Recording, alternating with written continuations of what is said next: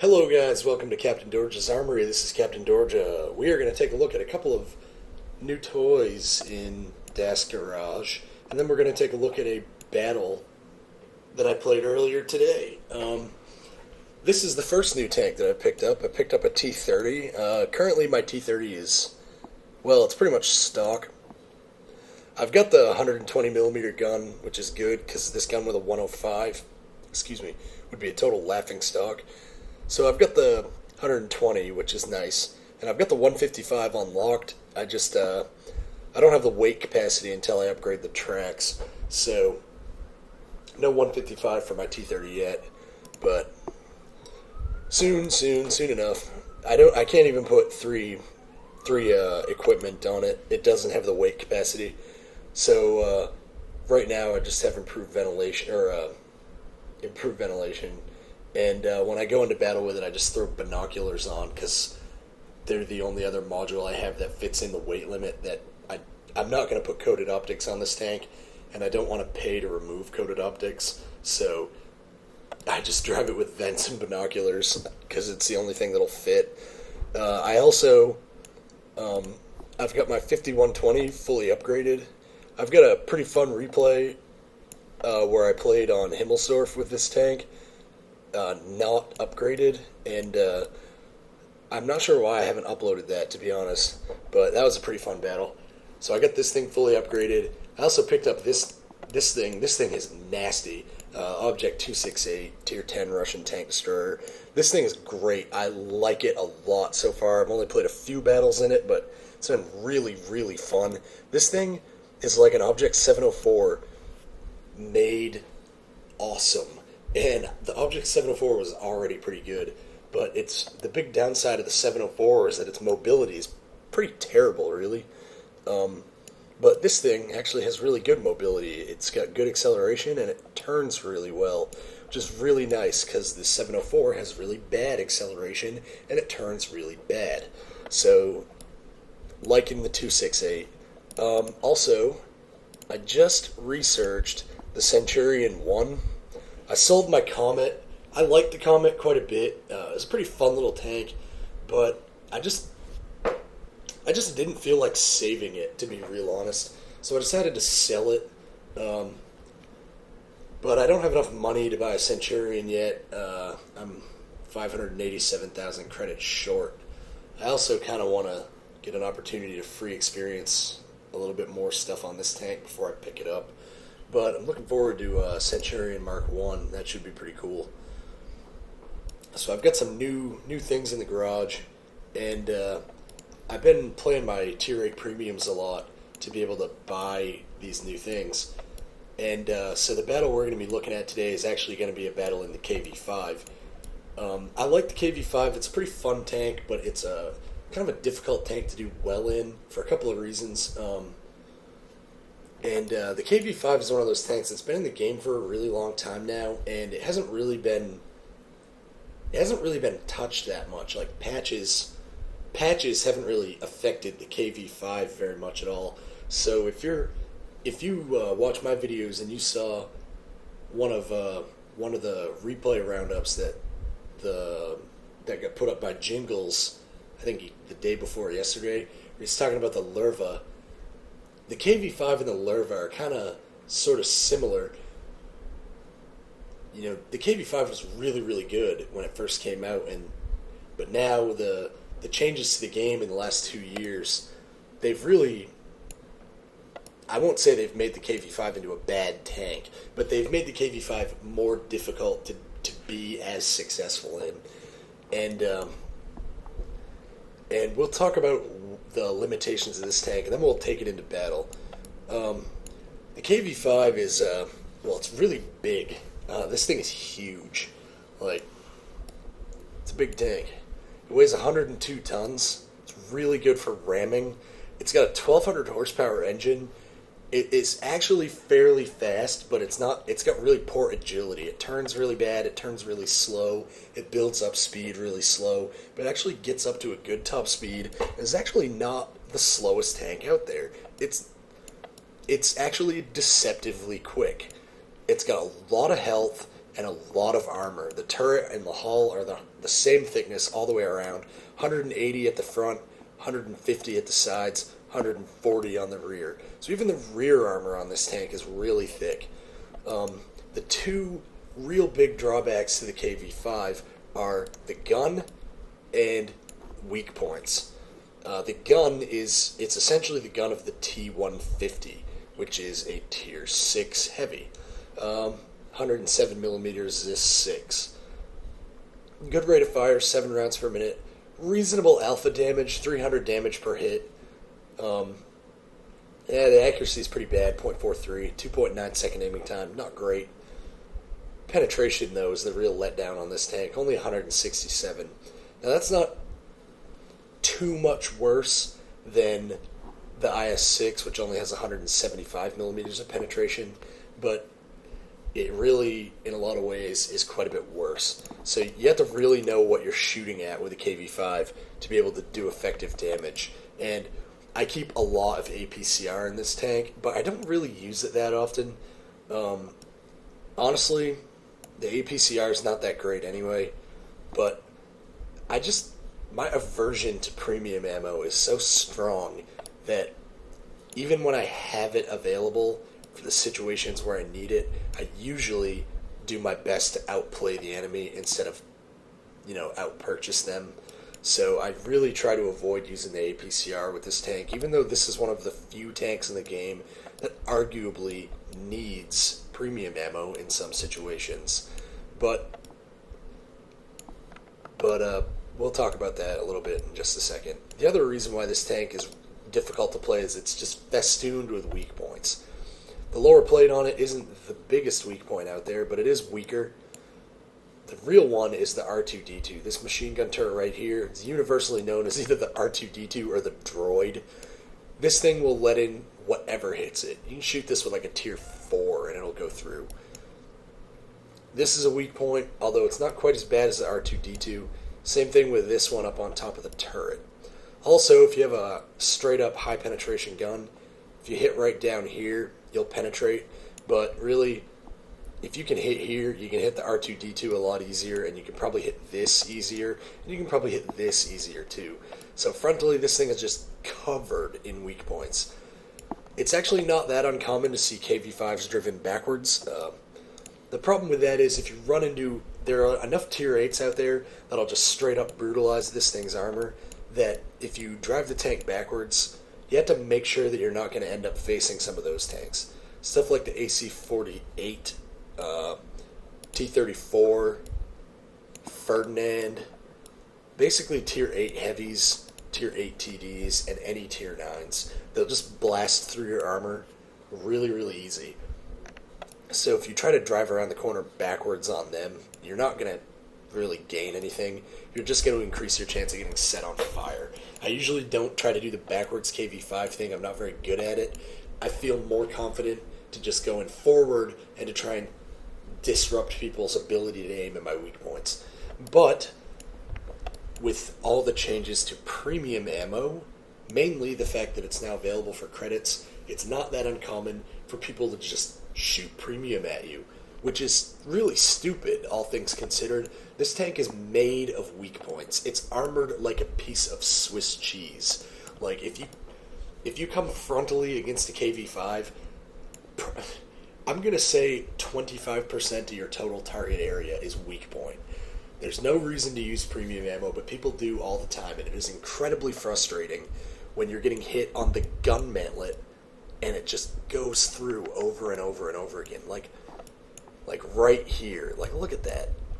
And then you've got the turret armor behind it. You've got the gun hitbox. This part right here is really rounded. And people just brutalize it like it's not even there. So I only played a couple of matches in this tank today. In the first match, I came up against a Tiger 2. He fired 5 shots straight through the gun mantlet. Like, he was just like, oh, KV-5, no need to aim for weak points. I've got APCR. Bam, bam, bam, bam, bam, bam. You're dead. Ha, ha, ha, ha, ha, ha. Like, it was very, very frustrating. But the second battle that I played it in, it went a lot better. I actually had a pretty good game in this thing, and it was kind of a fun match. So let's let's exit the garage. We've been here for quite a while. Let's exit the garage and let's take a look at this battle. So, KV-5, here we go. Well, you can see from the matchmaker that we're in a Tier 8 battle. Not that many Tier 8s actually. I saw the T-29s and thought they were T-34s. There's only 5 Tier 8s on the enemy team, and our team has 6. Plus, we also had a platoon with 2 guys from Guerrillas, which is a really good clan on the North American server. So anytime you've got a bunch of guys from one of the top clans, that is always a huge asset. So we're on Porkorovka, we're on a standard battle, and see the epic turning time of the KV-5 right there. And I'm fully of the opinion that on standard battles on this map, the only way to go is across the tracks. So that is where I am headed. Now I'm not going to go up the hill, because that would be really dumb. This tank's too slow to go up there, and this tank is just not a sniper tank. I don't want to be up on the hill. What I'm going to do is I'm going to be down in the village. More of a supporting role. Right here, though, I'm going to be shooting at a Cromwell, who is making a very bold, fairly foolish scouting run. And when I say fairly foolish, I mean completely stupid scouting run. That Cromwell just threw himself away. He did absolutely no good for his team. Neither did the M5 Stewart. So those 2 guys decided they were going to be very useless, and they succeeded in their objective of being very useless. They contributed absolutely nothing other than a little bit of free experience for a KV-3 and a Lerva. So props to those 2 guys. Righto. So what I'm going to do is I'm going to come down to the base of the hill on our side of the village, and my goal is going to be to put fire down over here and over here. I kind of want to... Well, the idea is that as people try to push up onto the hill, you sort of cover the hill guys a little bit. You make it just that much more difficult for things to push up onto the hill, because really, the guys on the hill can't actually defend against attacks onto the hill. The guys on the hill are covering this area, and the guy in the village, that would be me, is covering this area. So basically, I'm covering the hill guys from the people that are going to attack them, and they're going to cover me from the guys that are going to attack me. So you can see me moving back and forth like this, just because it makes it a little bit more difficult for enemy players to get shots onto my R2-D2. I've already bounced 1 shell from the enemy T-34, and that's not something that the KV-5 does easily. The T-34 has 246 millimeters of penetration. That's more than enough to just brutalize any armor on this tank. The way that you defeat that guy's gun with the KV-5 is by backing and reversing and covering your weak points. So I'm kind of side-scraping them, but not really. Just looking for opportunistic damage here, just helping to put flank fire into those guys, because you can see there are several people trying to push up onto the bottom of the hill, and I don't want them to push up onto the bottom of the hill. I want them to die. So T-29 is giving me very good flank shots. Definitely going to take advantage of that. You can see the alpha damage on this gun. I'm doing 300 or so per shot. It's actually pretty respectable. It's not that much less than a Tiger II or a T-32. So, I mean, it's not like I'm shooting at these guys with the gun of a Black Prince or anything. But I'm also not shooting at them with the gun of an IS-6. Not sure how I missed that Jagdpanther, but I did. So we're going to reload and we're going to fire again, because he's not moving.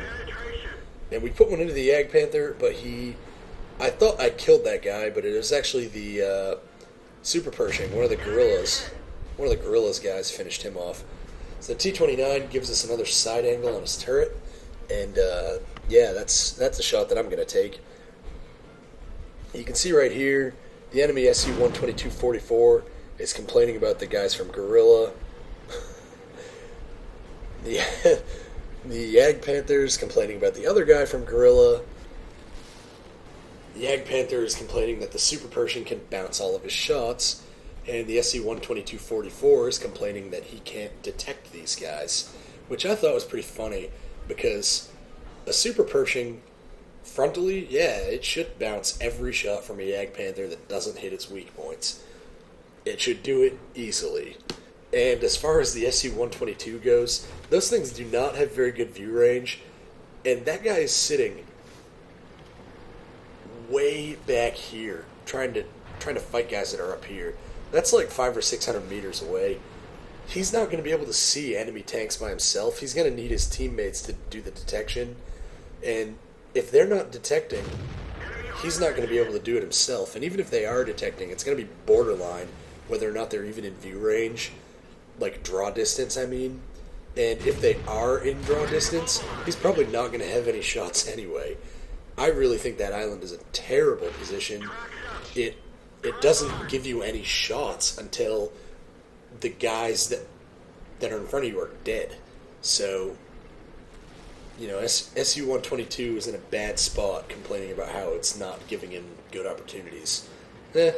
What can you do?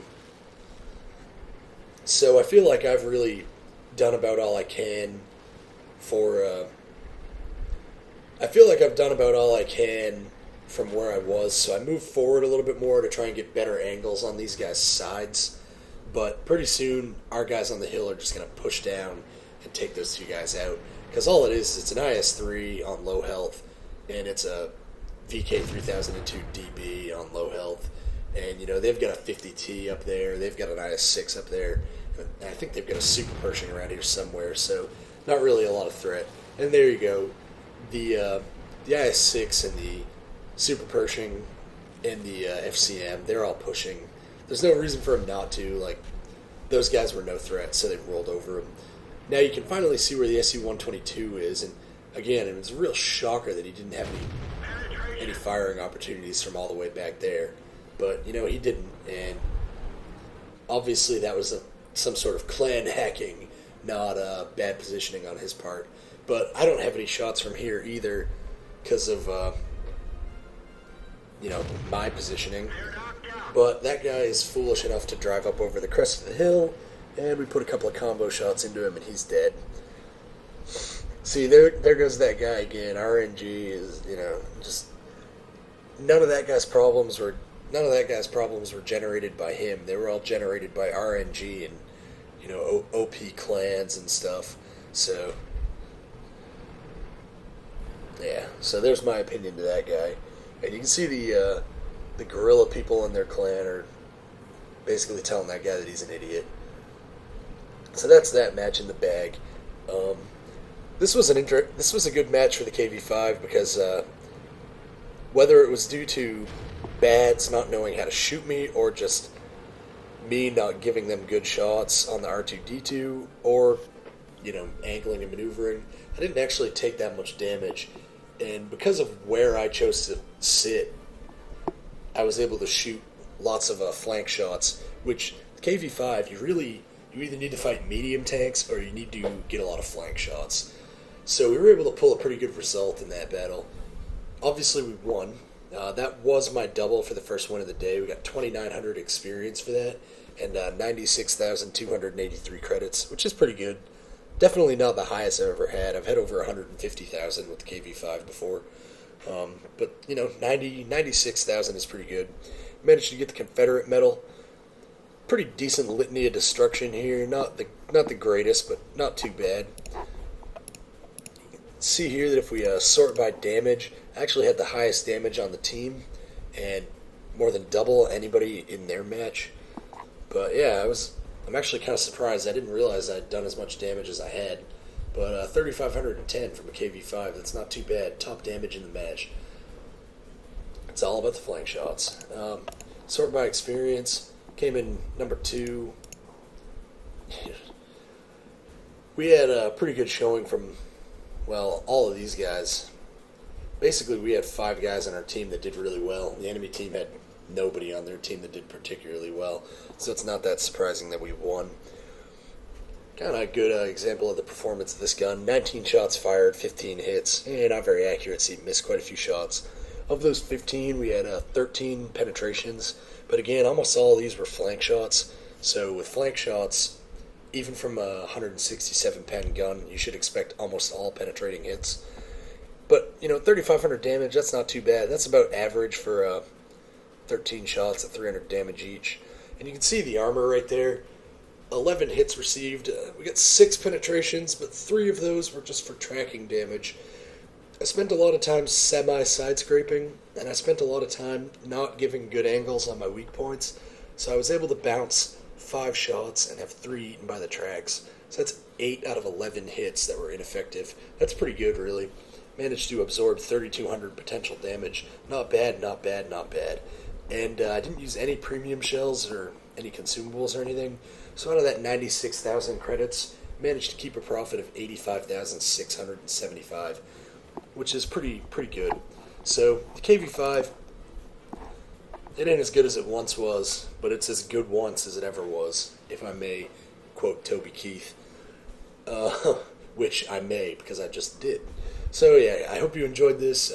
I had fun in this battle. It was after the absolute gold round face stomp that I had in the battle before this, where Tiger 2 just destroyed me with contempt without even having the good graces to aim at one of my many, many weak points. Going into a battle where I deflected 3 out of 4 shots that were fired at me and put out good damage back on the enemy was really, really nice. I definitely had fun in this match. It was one of the better matches I had today, so I hope you enjoyed it as well. And until next time, guys, this is Captain Dorja, and just remember, you can never have enough big guns.